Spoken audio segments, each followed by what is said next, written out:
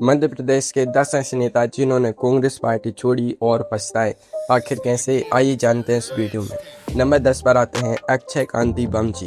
इंदौर लोकसभा चुनाव 2024 का वो दौर कोई कैसे भूल सकता है। कांग्रेस ने अक्षय कांति बमजी को इंदौर सीट से अपना अधिकृत प्रत्याशी बनाया था। पर्चा जमा हो चुके थे, चुनावी माहौल पूरी तरह गर्मा चुका था और कार्यकर्ता प्रचार में जी जान जुटा रहे थे। तभी अचानक वोटिंग से ठीक पहले अक्षय कांति बमजी ने ऐसी गोली फेंकी कि पूरी कांग्रेस पार्टी बिना बॉल खेले ही क्लीन बोल्ड हो गई। उन्होंने रातों रात अपना नामांकन वापस लिया और ढोल नगाड़ों की थाप पर बीजेपी की गाड़ी में सवार हो गए। लगा था कि इस मास्टर स्ट्रोक से उन्हें बीजेपी में कोई बहुत बड़ा पद या इनाम मिलेगा, लेकिन कहते हैं ना कि चौबे जी गए थे छब्बे जी बनने और दुबे जी बनकर लौटे। बीजेपी में शामिल होते ही इंदौर का चुनाव एक तरफा हो गया। बीजेपी बिना लड़े ही जीत गई और उसी के साथ अक्षय कांति बमजी की राजनीतिक उपयोगिता भी खत्म हो गई। असली झटका तो तब लगा जब बीजेपी में जाते ही उनके खिलाफ सालों पुराना विवादित मामला अचानक कोर्ट में रीओपन हो गया और गंभीर धाराएं जुड़ गईं। न चुनाव लड़ने का मौका मिला, न संगठन में कोई बड़ा ओहदा, और ऊपर से कानूनी पचड़ों का भारी सरदर्द मुफ्त में मिल गया। इसे कहते हैं आसमान से गिरे और खजूर में अटके। नंबर 9 पर आते हैं अर्जुन सिंह जी। मध्य प्रदेश की राजनीति के चाणक्य कहे जाने वाले पूर्व मुख्यमंत्री अर्जुन सिंह जी का नाम इस लिस्ट में देखकर कई लोग चौंक सकते हैं, लेकिन राजनीति में जब अहम टकराता है तो बड़े बड़े सूरमा भी गलत दांव खेल बैठते हैं। बात 1995 की है, जब केंद्र की राजनीति में तत्कालीन प्रधानमंत्री पी.वी. नरसिम्हा राव जी से अर्जुन सिंह जी के मतभेद चरम पर पहुंच गए। अर्जुन सिंह जी ने अपनी राजनीतिक ताकत दिखाने के लिए कांग्रेस छोड़ दी और एन.डी. तिवारी जी के साथ मिलकर अपनी अलग पार्टी बना ली।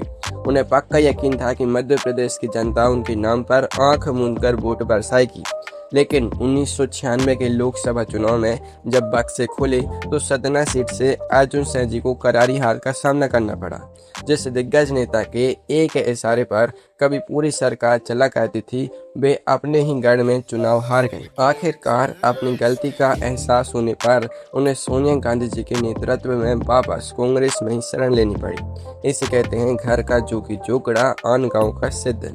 वैसे अर्जुन सिंह जी तो फिर भी 90 के दशक का किस्सा थे, लेकिन आगे नंबर 1 पर मध्य प्रदेश की राजनीति का एक ऐसा सबसे ताजा चेहरा आने वाला है जिसने मंत्री की मलाई खाने के चक्कर में अपनी ही 30 साल पुराना अवैध किला ढहा दिया। उस नेता ने पाला बदलते ही ऐसी कौन सी भयंकर भूल की जिसकी कीमत उन्हें अपनी मंत्री पद की कुर्सी गंवाकर चुकानी पड़ी। यह राज नंबर 1 पर खुलेगा, लेकिन उससे पहले जरा नंबर 8 का हाल देखिए। नंबर 8 पर आते हैं प्रेमचंद गुड्डी जी। उज्जैन और मालवा निमाड़ की राजनीति में अपनी दबंग छवि के लिए पहचाने जाने वाले पूर्व सांसद प्रेमचंद गुड्डी जी को लगा था कि पाला बदलने से उनका सितारा रातों रात बुलंद हो जाएगा। 2018 के विधानसभा चुनाव से ठीक पहले उन्होंने कांग्रेस का हाथ झटका और बीजेपी का कमल थाम लिया। उन्हें उम्मीद थी कि बीजेपी उनके लिए लाल कालीन बिछाकर स्वागत करेगी, लेकिन बीजेपी का कैडर आधारित ढांचा किसी भी बाहरी नेता को इतनी आसानी से पचा नहीं पाता। प्रेमचंद गुड्डी जी अनुशासन के उस सख्त सांचे में खुद को ढाल नहीं पाए। बीजेपी के पुराने कार्यकर्ताओं ने उन्हें ऐसा अलग थलग किया कि उनके पैरों तले से राजनीतिक जमीन खिसकने लगी। 2 साल के भीतर ही उन्हें समझ आ गया कि यहाँ उनकी दाल गलने वाली नहीं है। 2020 में वे चुपचाप बीजेपी छोड़कर वापस कांग्रेस में लौट आए, यानी 2 साल में जहां से चले थे घूम फिर कर वहीं आकर खड़े हो गए। इसे कहते हैं 2 नावों पर सवार होना, जहां से आखिरी में नदी में गिरना तय होता है। नंबर 7 पर आते हैं ऐदल सिंह कंसाना जी। चंबल के मुरैना जिले की सुमावली सीट पर ऐदल सिंह कंसाना जी का एक जमाने में ऐसा सिक्का चलता था कि विरोधी उनके सामने खड़े होने से भी कतराते थे। 2020 में जब ज्योतिरादित्य सिंधिया जी ने कमलनाथ सरकार के खिलाफ बगावत का झंडा उठाया तो ऐदल सिंह कंसाना जी भी अपनी विधायकी त्याग कर बीजेपी में शामिल हो गए। उन्हें लगा कि अब तो शिवराज सरकार में मंत्री पद पक्का है और चुनाव तो वे अपनी जेब में जीत कर निकाल लेंगे। शिवराज जी ने उन्हें मंत्री बना भी दिया, लेकिन चंबल की जनता को यह दल बदल का खेल कतई पसंद नहीं आया। 2020 के उपचुनाव में सुमावली की जनता ने ऐसा करारा जवाब दिया कि मंत्री रहते हुए भी ऐदल सिंह कंसाना जी चुनाव हार गए। चुनाव हारते ही लाल बत्ती की गाड़ी छिन गई, मंत्री पद गया और चंबल में सालों से बनाया राजनीतिक वर्चस्व तार तार हो गया। नंबर 6 पर आते हैं रणबीर जाटव जी। गोहद विधानसभा सीट से 2018 में कांग्रेस के टिकट पर जीतकर पहली बार विधानसभा पहुंचे रणबीर जाटव जी के सितारे बुलंदियों पर थे, लेकिन मार्च 2020 में आए राजनीतिक भूचाल में वे भी सिंधिया जी के पीछे पीछे बीजेपी की नाव में समार हो गए। उन्हें लगा कि सत्ता की मलाई चखने का इससे सुनहरा मौका फिर कभी नहीं मिलेगा, लेकिन उपचुनाव में गोहद की जनता का मिजाज पूरी तरह बदल चुका था।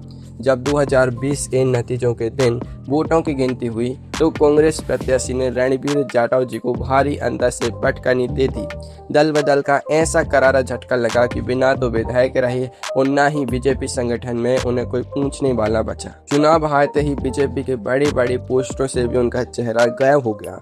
जो नेता कल तक सत्ता की हनक में घूमता था, वो आज मुख्य धारा की राजनीति से पूरी तरह आउट हो गया। नंबर 5 पर आते हैं मुन्ना लाल गोयल जी। ग्वालियर पूर्व सीट से कांग्रेस विधायक रहे मुन्ना लाल गोयल जी को अपनी व्यक्तिगत लोकप्रियता पर हद से ज्यादा भरोसा था। मार्च 2020 में उन्होंने भी अपनी विधायकी से इस्तीफा दिया और बीजेपी का दामन थाम लिया, लेकिन बीजेपी में जाते ही उनके सामने असली चुनौती विरोधी दल नहीं बल्कि बीजेपी के अंदर के ही पुराने और नाराज कार्यकर्ता बन गए। बीजेपी के स्थानीय कैडर ने मुन्ना लाल गोयल जी को दिल से कभी स्वीकारा ही नहीं। नतीजा यह हुआ कि 2020 के उपचुनाव में वे चुनाव हार गए। मजेदार बात तो यह है कि उन्हें हराने वाले कांग्रेस प्रत्याशी खुद पहले बीजेपी में थे, जो कांग्रेस में जाकर मुन्ना लाल जी को हराए। मुन्ना लाल गोयल जी का यह दांव पूरी तरह से उल्टा पड़ गया। चुनाव हारने के बाद वे बीजेपी में केवल एक छोटे मोटे निगम बोर्ड के पद से संतोष करने पर मजबूर हुए, जबकि कांग्रेस में वे कद्दावर विधायक हुआ करते थे। नंबर 4 पर आते हैं चौधरी राकेश सिंह चतुर्वेदी जी। अब जिनकी बात हम करने जा रहे हैं उनका कारनामा तो राजनीति के इतिहास में दर्ज हो चुका है। 2013 का वह ऐतिहासिक साल कोई कैसे भूल सकता है। मध्य प्रदेश विधानसभा में शिवराज सरकार के खिलाफ कांग्रेस अविश्वास प्रस्ताव लेकर आई थी। बहस अपने चरम पर थी। पूरी कांग्रेस पार्टी सरकार को गिराने की कसम खा चुकी थी। तभी अचानक कांग्रेस के उपनेता प्रतिपक्ष चौधरी राकेश सिंह चतुर्वेदी जी माइक पर खड़े हुए और अपनी ही पार्टी के प्रस्ताव के खिलाफ बोलना शुरू कर दिया। विधानसभा के पटल पर ही उन्होंने लाइव टीवी कैमरों के सामने कांग्रेस छोड़ दी और बीजेपी का गमछा पहन लिया। पूरी कांग्रेस पार्टी सन्न रह गई। चौधरी राकेश चतुर्वेदी जी को लगा था कि इस गजब की वफादारी के बदले बीजेपी उन्हें कैबिनेट मंत्री का पद तो दे ही देगी, लेकिन राजनीति बहुत निष्ठुर होती है।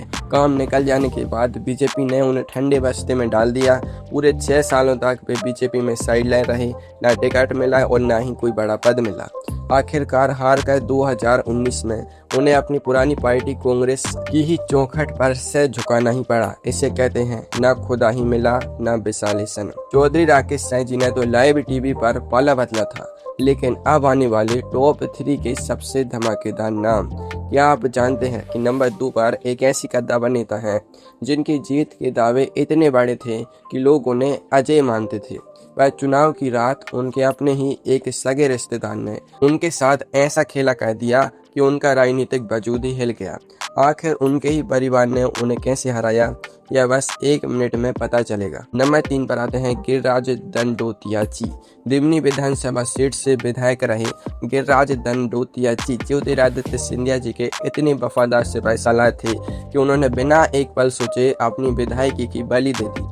बीजेपी सरकार में उन्हें इनाम के तौर पर राज्य मंत्री का चमचमाता पद भी मिल गया। मंत्री पद मिलने के बाद गिरिराज दंडोतिया जी लाल बत्ती की गाड़ी में घूम रहे थे और मानकर चल रहे थे कि अब तो जीत उनकी जेब में है। लेकिन 2020 के उपचुनाव में दिमनी की जनता ने जो जनादेश दिया उसने उनके होश उड़ा दिए। मंत्री रहते हुए भी गिरिराज दंडोतिया जी कांग्रेस प्रत्याशी से भारी मतों से चुनाव हार गए। जो नेता सुबह मंत्री की हैसियत से वोट मांगने निकला था, शाम को मतगणना खत्म होते होते उसका मंत्री पद और विधायकी दोनों गायब हो चुके थे।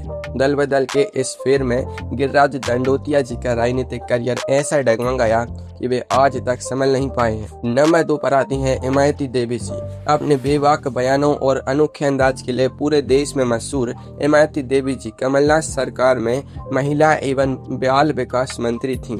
सिंधिया जी की बेहद करीबी होने के कारण उन्होंने भी 2020 में मंत्री पद की परवाह किए बिना कांग्रेस को अलविदा कहा और बीजेपी में शामिल हो गई।